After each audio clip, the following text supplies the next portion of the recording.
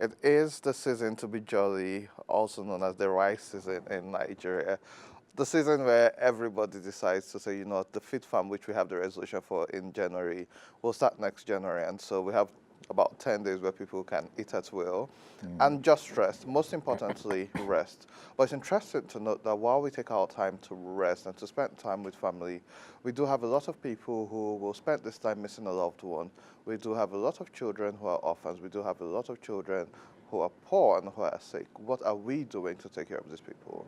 And it's great because every Christmas people give to orphanages, people give to children, people give to families. And I think that's something I love about Nigeria. We're our own Santa, and I think that's extremely impressive. But some people go the extra mile to ensure that even though they look out for these children, to give them a special Christmas. And joining me to have a conversation around Christmas and children, we have in the studio Femi Adekunle, president of the Adekunle Child Foundation. Good morning and welcome on the Weekend Good Show. morning. Thanks so much. Thanks for Merry having me. Christmas in I'm advance. wishing you the very You same. can see we put up our Christmas tree for you and a Yes, little yes, box yes. for Santa. The ambience looks so lovely. It does look lovely. However, in the last 8 to 10 years, or let's say maybe since 2020, the Christmas excitement seems to have waned a little. I don't know if it's me, or I don't know if it's the economy, or if people have just decided to say, hey, it's just another day. Is that in my head, or is that a current reality? You're actually spot on because the economic reality of the times have made it so.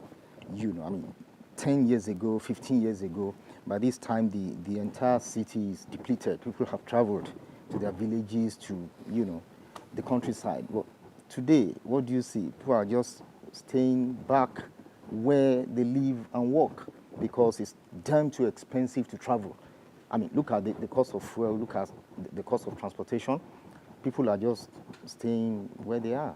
So it's not in your head, it's just the reality of the times. You know what? I heard the prices of Christmas trees right now are so expensive, but even though they're not scarce, and people are still trying their best. For me, I don't even have, I've not put up a Christmas leaf this Christmas. Let alone Christmas tree. But in my defense, I've been very busy, but I see some efforts. But yes, like you rightly said, it's quite hard. I remember a couple of years ago, I used to get 50 kg bags of rice for Christmas where I could have like a full one, which someone gives to me, or even two, and then I get to share for people. And for me, that did give a lot of fulfillment. Now, for me to do that, I have to buy one. And even when you get now, maybe you get like 2.5 kg. Exactly. If they're generous, you get 5 kg. Exactly. Even the 50 kg you talked about, I mean, you know what people do in the market. I It's know. not 50 kg after all. They would have Yes. punctured the bag, removed some, fraudulently and all of that, and they still sell it at 50 kg just so that people will make ends meet. I mean, it's not the best, but again, I mean, like you said, gifts are diminishing. It's a time to give. It's a time to spread love. But we discover that because of the economic situation, people are really cutting down on those things. Hampers are so expensive. Christmas tree is so expensive. People are innovating. But one thing I love about Nigerians is the fact that Nigerians will still go out of their way to catch fun, to have fun, and enjoy themselves nevertheless. And so you see in the atmosphere a lot of happiness despite what people are passing through. And this is commendable for Nigerians. You know, you do have a point because with how busy it's been and everything, I spent the last 1 week going for a couple of Christmas events. I went for a play or white party. There was another cocktail. And you're right, with how hard it is, we still find a way to give ourselves some fun. Lagos is Exactly. fully booked. Yes. There are literally no hotels available. People are traveling because it's also a time to reconnect with family. Correct. But we have a lot of people who don't have that privilege to reconnect with family, even without money being a hindrance. And so it's impressive that you do what you do. So before I get into the fact that as times are hard, the Adekunle Child Foundation is still taking a step further to do stuff for people. Tell me about the Adekunle Child Foundation. Okay, the Adekunle Child Foundation is an NGO. It's a non-governmental organization, registered. It was founded in 2017 May, and it's registered under our laws. It's also registered offshore in the United States of America, specifically state of Maryland. And since 2017, we've been doing the little that we can do. I mean, our focus, by way of our vision, is to facilitate sustainable development for the vulnerable child. Okay, that's our focus. And like I always say, when you say a child is vulnerable, for me, it's double jeopardy. Why do I say so?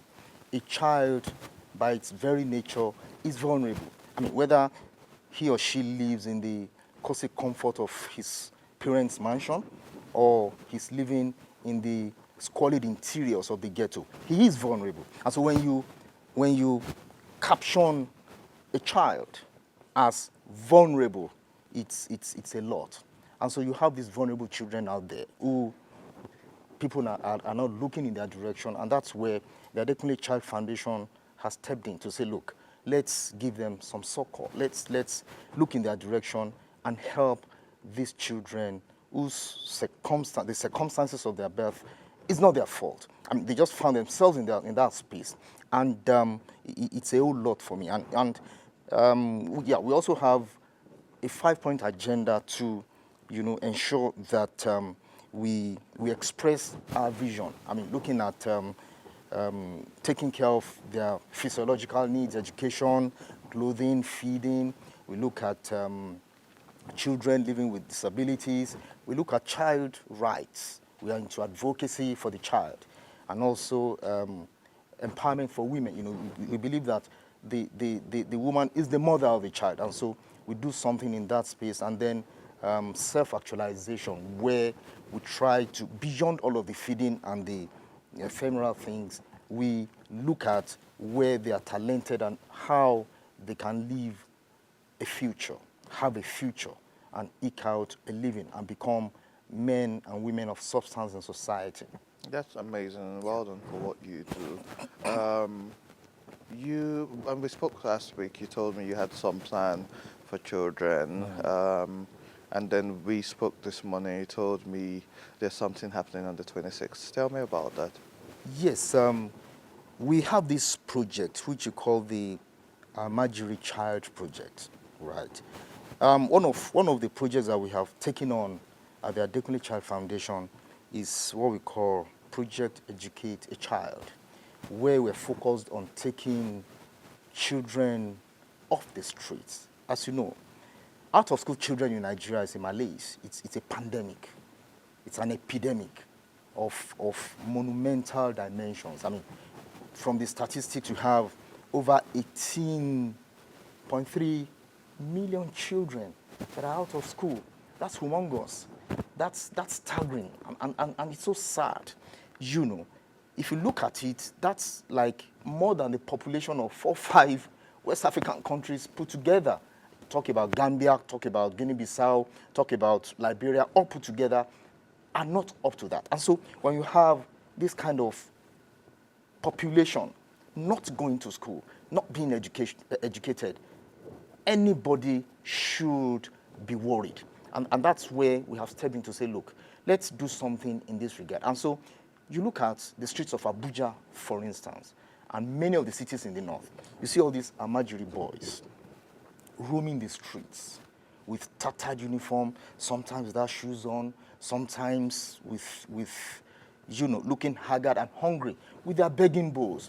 And my heart reached out to these boys to say, look, nobody's talking about this. And so we decided in our own little way, I mean, funding is an issue, but again, to the extent that we can afford, what we try to do is to say, let's look at them and see what we can do. So from time to time, we do feed them. I mean, 2-3 months ago, we had a get-together for them just to make them feel good. Let them know that there's something called love.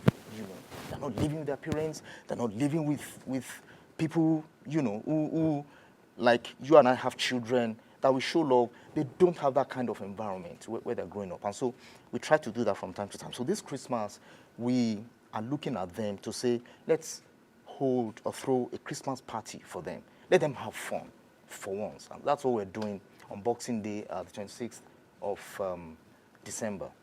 Where's it holding? How did you get your? So you've told me the target audience. So are you going to a public place or do you have them mobilized? What's the plan? Okay, we have now. I was able to locate where they live, right? Okay. Somewhere in Dawaki. You know, Dawaki is in the heart of Abuja. I located where they live, and I had an audience with the Malam, who is like their foster father. I talked to him extensively. I even asked him, how did you acquire these children? In that home, there are about over 100 of them, if not up to 200. And the man has a large heart. They send these boys to him from Bauchi, from Yobe, from Zamfara, knowing that he has a home like that, and then he takes care of them. Of course, he doesn't have the wherewithal, the means to feed them, so they go out there to beg. And so when I visited them, I saw the squalid environment where they live, and I'm like, well, whatever it is that we can do. So what we have done to start with is to say, let's take some of them and put them in school. And we have done just that, just 5 of them. I mean, because, again, we have to be able to do what we can sustain, and we'll ramp up later. So last term, we were able to put about 5 of these boys in a public primary school. And they're so happy. Even the Malam is so happy. And we hope with improved funding, if we're able to ramp up, we'll put more still in school. So that's amazing. I want to take this break to express my condolence to the families that lost children in the stampede. I think it was in Ibadan in Oyo State just over the last week. It speaks to several things. It speaks to the abject poverty in the land. It speaks to the hunger in the land where a good deed, if not properly controlled, could lead into disaster. And so because someone had good intentions, but also there were control issues and also the mishap which did happen. A couple of children have been reported to have lost their life as a result of a stampede, and so our hearts go and prayers goes to the families that lost people and had people injured over the last week, and we do pray that God gives them the fortitude through this hard time. Talking about the hard times and as it is, besides the Almajiri children, besides the vulnerable children, you also have adult Nigerians.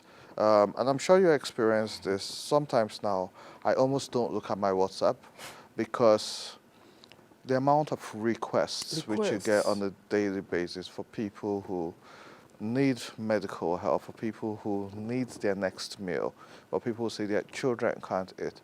There's some families and people who haven't even got the next meal for tomorrow, talk less of Christmas.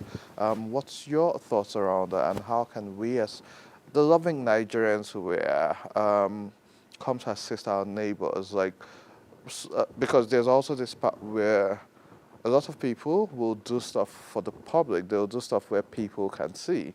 But within your house, within your street, there are people who can't afford the next meal.